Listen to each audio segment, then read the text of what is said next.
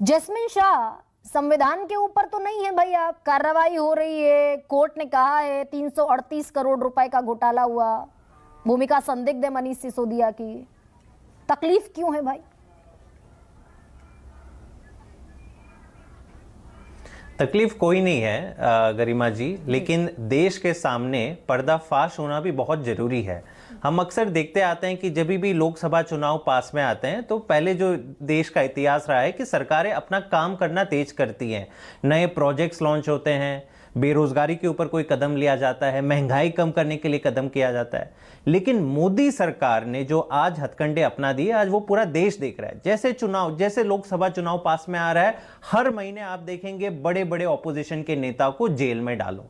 हम सुना करते थे बचपन में गरिमा जी की अफ्रीका में डेमोक्रेसी की कुछ ऐसी परिभाषा होती थी कि पूरे ऑपोजिशन को जेल में डाल दो, एक डिक्टेटर बच जाए और फिर वो देश चलता रहेगा। 30 साल तक देश में एक ही डिक्टेटर का राज होगा। मेरे ख्याल से कुछ ऐसे दृश्य आज हमें दिख रहे हैं कि हर महीने, और मैं आपको सलाम करता हूं कि आपने जो सिलसिलेवार जो आपने ऑपोजिशन लीडर्स की लिस्ट पढ़ी, कि जैसे लगता है कि पूरा करप्शन केवल ऑपोजिशन में हो रहा है, और जब कोई भी ऐसा नेता वॉशिंग मशीन से धुल के बीजेपी में ज्वाइन हो जाता है तो उनके ऊपर कोई इन्वेस्टिगेशन नहीं होगा। हम नहीं कह रहे कि इन्वेस्टिगेशन मत कीजिए, लेकिन ये जो काम आज की तारीख में हो रहा है, जो देश ने कभी ऐसा नहीं देखा कि बड़ी बड़ी पार्टियों के बड़े बड़े नेताओं पे कभी भी अब तक कन्विक्शन कोई भी नहीं हुआ, ट्रायल शुरू ही नहीं हुआ। जो दिल्ली की कथित शराब घोटाला की लोग बात कर रहे हैं, ट्रायल अब तक शुरू नहीं हुआ। 1 रुपए का मनी ट्रेल अब तक इनको नहीं मिला है। गरिमा जी, जो बड़े बड़े दावे सुप्रीम कोर्ट में किए थे कि मनीष सिसोदिया ने फला आदमी से 2 करोड़ रुपए लिए थे, सुप्रीम कोर्ट की रिपोर्ट आप ये जजमेंट पढ़ लीजिए, कह रहे हैं कि कोई सबूत नहीं है। फिर कहा कि नहीं 100 करोड़ का कुछ उन्होंने बात करी, उसका भी कोई सबूत नहीं है।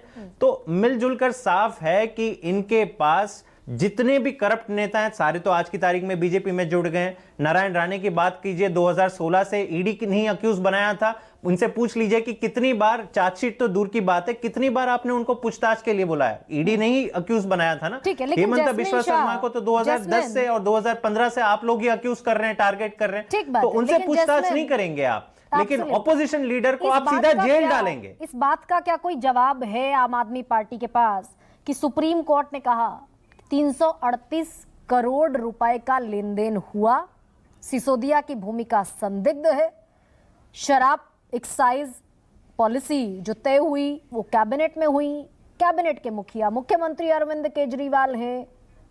Do you have any reply, any reward to that? Absolutely Garima ji, और मैं खुश हूं कि आज आपने ये सीधा सवाल पूछा है। पहले मैं आपको करेक्ट कर दूं, सुप्रीम कोर्ट का जजमेंट अगर आप पढ़ें तो साफ लिखा है कि लेन देन का शब्द कहीं नहीं इस्तेमाल हुआ है।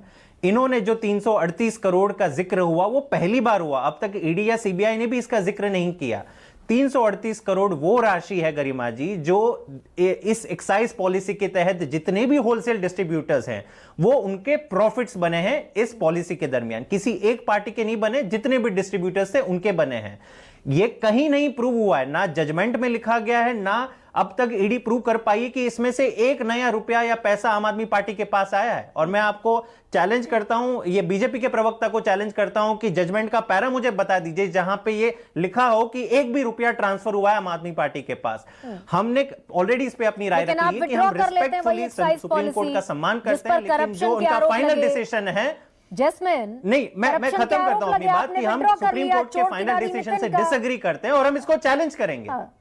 आपने एक्साइज पॉलिसी को, गरिमा जी, मुझे दुख हो रहा है कि आप जैसी जर्नलिस्ट नहीं, आप जैसी जर्नलिस्ट तथ्यों के आधार पर सवाल नहीं पूछ रही है, मुझे इसका दुख हो रहा है। ये पॉलिसी इसलिए वापस ली गई थी, आज हम आज भी कहते हैं कि इससे ज्यादा ट्रांसपेरेंट पॉलिसी दिल्ली में कभी नहीं आई। पॉलिसी इसलिए रिवर्ट लेनी पड़ी क्योंकि जब से इस पे सीबीआई और ईडी का केस डाल दिया है इनके एलजी ने और मोदी सरकार ने, तब से दिल्ली के ऑफिसर्स ने इस पॉलिसी को लागू करना ही बंद कर दिया। मतलब आप मान के चलिए कि एक्साइज का रेवेन्यू 0 पे आ गया, इसलिए मजबूरन सरकार को इस पॉलिसी को वापस लेना पड़ा था। और ये मेरे ख्याल से ये गलत सवाल, जो गलत एक फैक्ट एस्टैब्लिश करना, ये सही नहीं है।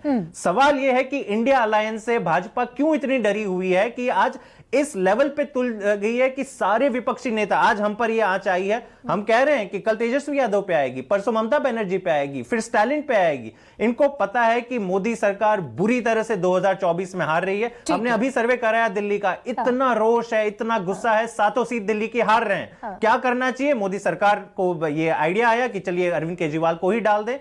साहब, ऐसे चुनाव नहीं जीते जाते, ये भारत का लोकतंत्र है, इतना मजबूत है कि जितना आप इतना दुष्प्रचार करोगे, अन्याय करोगे, लोग आपको जवाब देंगे। मैंने पूरी बात सुनी आपकी, क्योंकि इंडिया अलायंस को टारगेट करने का आपका आरोप है, राघव चड्ढा भी यही कह रहे हैं।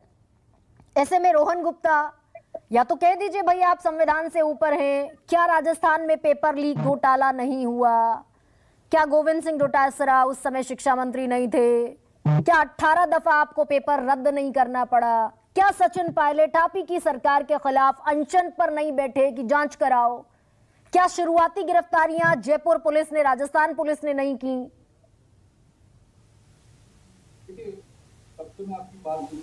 अनम्यूट कर दीजिए। आवाज आ रही है आपको? हाँ, प्लीज कैरी ऑन। तो भाजपा प्रवक्ता ने बात करी कि हमारे भी नेता है, उनकी 2-3 छोटी मछलियां गिना दी और जो बड़े मगरमच्छ निकल चुके हैं उनकी याद इनको गिना दी।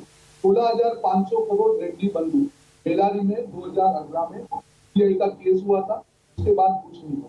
300 crore Narayan Rane money laundering case 2016, उसके बाद। रोहन गुप्ता, आपकी आवाज एको कर रही है, मैं एक बार इस आवाज को जरा आपकी दुरुस्त कराती हूँ और फिर आपके पास लौटती हूँ।